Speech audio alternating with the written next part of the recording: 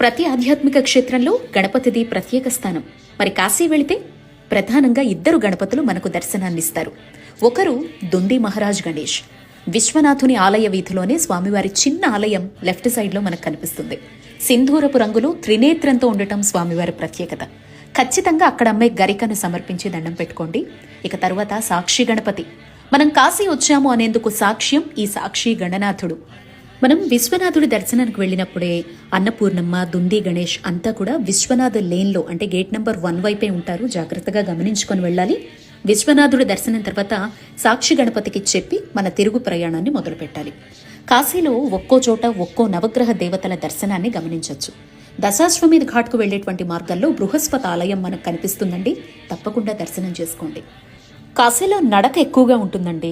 ఇలా నడుస్తూ వెళ్లేటువంటి మార్గాల్లో అనవసరపు మాటలు, ఫోన్లు, విమర్శలతో కాకుండా అణువణువున ముక్కోటి దేవతలు సంచరిస్తోన్న పుణ్యభూమిపై అడుగుపెట్టే అదృష్టం ఈ జన్మకొచ్చినందుకు ఉన్నదొక్కరోజు కావచ్చు, ఎన్ని ఘడియలైనా కావచ్చు, ప్రతి క్షణాన్ని ఆధ్యాత్మిక భావనతో ఆస్వాదించాలి.